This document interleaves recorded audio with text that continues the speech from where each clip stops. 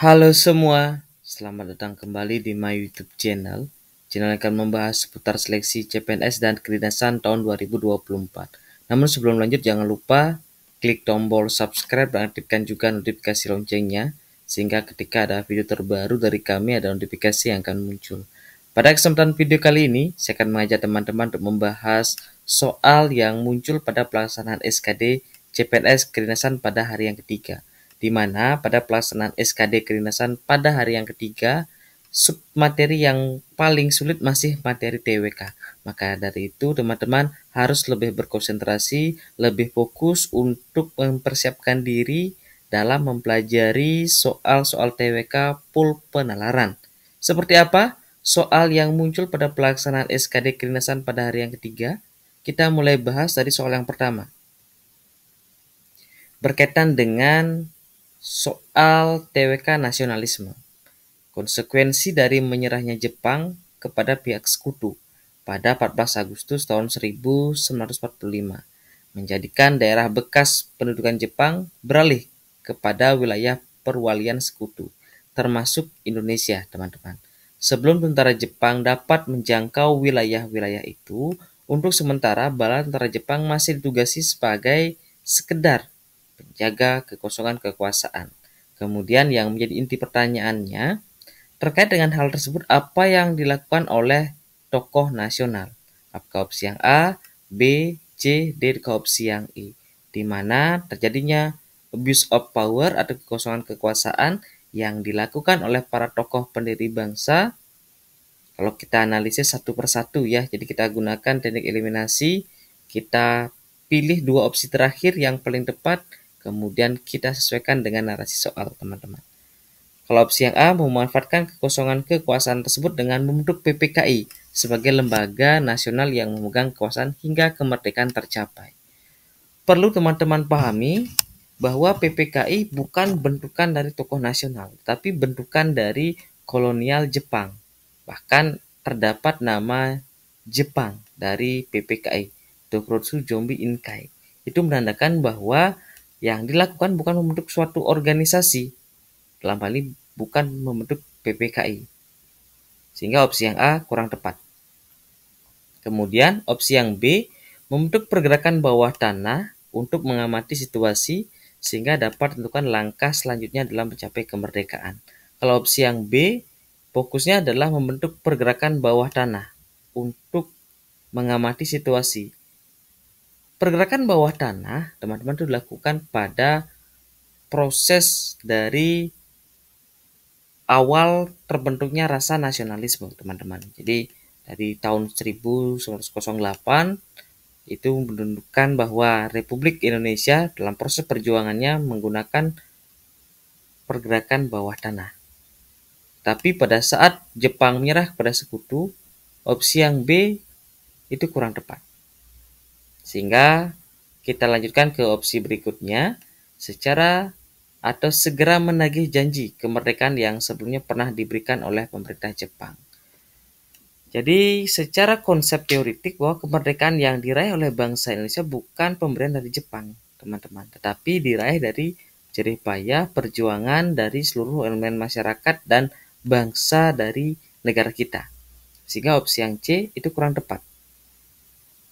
Kemudian opsi yang D dan opsi yang E ini sekiranya dua opsi yang paling mendekati. Walaupun opsi A, B, dan C, teman-teman, itu juga bersifat positif, tetapi kita cari yang paling mendekati. Kalau opsi yang D itu berkumpul dan bermusyawarah untuk menentukan kapan di mana kemerdekaan harus dilaksanakan, serta memilih seorang yang akan memimpin Indonesia. Ini berkaitan dengan peristiwa Rengas Dengklok, teman-teman. Baik itu kapan, di mana akan diproklamasikan kemerdekaan. Sehingga opsi yang D itu kurang tepat.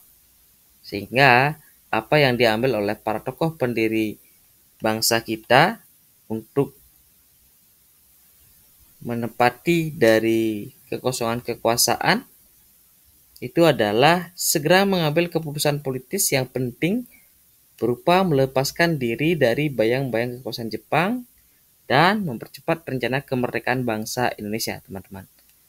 Sekali lagi, opsi yang tepat adalah opsi yang E. Kita lanjutkan soal berikutnya. Soal nomor 2 masih berkaitan dengan materi TWK penalaran nasionalisme. Perjuangan bangsa Indonesia melawan penjajah awalnya bersifat kedaerahan. Tanpa koordinasi yang baik, perlawanan itu ternyata mudah dipatahkan oleh penjajah. Pada 1908, masa kebangkitan nasional itu dimulai. Sejak 1908, perjuangan dilakukan secara terkoordinasi. Kondisi ini menjadi strategi baru bagi bangsa Indonesia melawan penjajah. Fakta sejarah tersebut memberikan pelajaran bahwa dari sebelumnya bersifat kedaerahan, kemudian adanya peristiwa kebangkitan nasional, itu mulai dilakukan perlawanan secara terkoordinasi. Apakah opsi yang A, B, C, D, atau opsi yang E? Kalau opsi yang A, strategi mengalahkan penjajah harus dilakukan secara sabar. Kalau opsi yang B, perjuangan harus dilandasi semangat persatuan dan kesatuan. Kalau opsi yang C, bangsa Indonesia merupakan bangsa yang cerdik dalam melawan penjajah. Kalau opsi yang D, penjajah takut pada pergerakan kebangkitan nasional bangsa Indonesia. Atau opsi yang E, mewujudkan cita-cita dan tujuan nasional Indonesia. Jadi strategi baru yang dilakukan oleh bangsa Indonesia untuk melawan penjajah. Ini sebagai clue teman-teman ya untuk soal nomor 2. Yang awalnya sudah dilakukan tetapi bersifat kedaerahan. Dan akhirnya dirubah menjadi perlawanan yang bersifat nasional atau bersifat terkoordinasi. Itu menunjukkan bahwa perjuangan yang baik agar bisa kita mengusir penjajah dari bumi Indonesia dengan cara perjuangan harus dilandasi dengan semangat persatuan dan kesatuan. Ini menunjukkan bahwa organisasi Budi Utomo yang dibentuk 1908 itulah tonggak awal perjuangan yang terkoordinasi dan berbasis pada semangat persatuan dan kesatuan. Opsi yang B, teman-teman. Kita lanjutkan soal berikutnya berkaitan dengan materi pilar negara. Perumusan dasar negara pada awal kemerdekaan mencerminkan suasana kebatinan nasionalis dengan segala keberagaman yang ada. Salah satunya adalah penghilangan 7 kata dalam perumusan dasar negara Indonesia pada sila pertama. Ini dilakukan demi apa, teman-teman? Apakah opsi yang A, B, C, D, atau opsi yang E? Berkaitan dengan penghilangan 7 kata pada sila pertama, kalau kita cermati, opsi yang A menjaga hasil keputusan musyawarah mufakat antara pendiri negara. Kemudian opsi yang B mempercepat proses proklamasi kemerdekaan. Ada opsi yang C mempercepat syarat dan ketentuan untuk mendirikan negara. Kemudian opsi yang D menjaga keutuhan wilayah Indonesia. Dan opsi terakhir, opsi yang E mempertahankan stabilitas keamanan dari pengaruh jajahan Jepang. Kalau kita cermati A sampai dengan E, tingkat kemiripannya sangat tinggi teman-teman. Ini menunjukkan bahwa TWK itu harus perlu konsentrasi yang sangat tinggi. Termasuk juga memahami konsep yang termuat di dalam soal. Berdasarkan historis perjalanan bangsa, bahwa perubahan sila pertama dilakukan adalah tanggal 18 Agustus tahun 1945. Itu dimediatori atau difasilitasi oleh Muhammad Hatta untuk menjadi penghubung antara masyarakat Indonesia bagian timur dengan kelompok agamais. Sehingga yang dilakukan penghilangan 7 kata pada sila pertama tujuannya adalah untuk opsi yang tepat adalah opsi yang D. Jadi menjaga keutuhan wilayah Indonesia, jangan sampai beberapa daerah itu ingin memecah belah bangsa termasuk ingin keluar dari negara Republik Indonesia. Kita lanjutkan soal berikutnya, soal nomor 4 berkaitan dengan pilar negara. Lembaga Dewan Perwakilan Rakyat atau DPR adalah salah satu lembaga negara yang tugas dan fungsinya diatur dalam konstitusi. Salah satu hak anggota DPR adalah mengajukan usul rancangan undang-undang.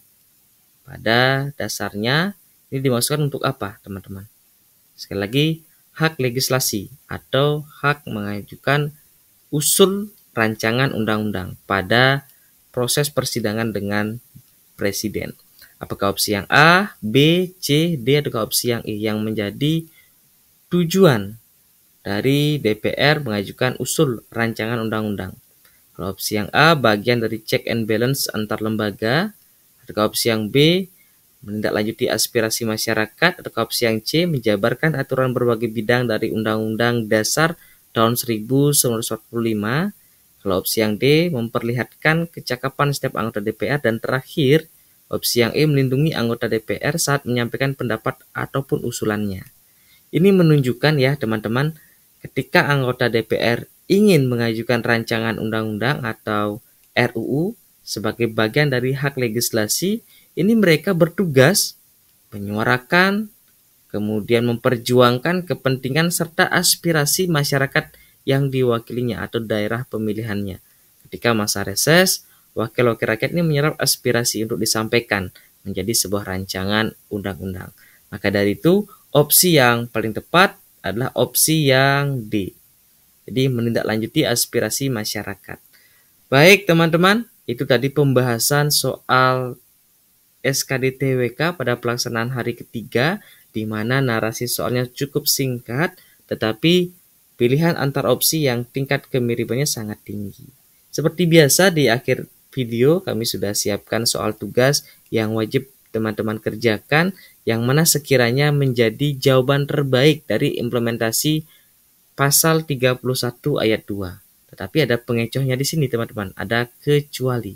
Silahkan diberikan jawaban terbaik pada kolom komentar, disertai juga dengan alasan. Baik teman-teman pejuang CPNS dan kedinasan tahun 2024, itu tadi pembahasan soal yang kami sampaikan. Tetap dukung channel ini agar terus berkembang dengan cara klik tombol subscribe, aktifkan juga notifikasi loncengnya.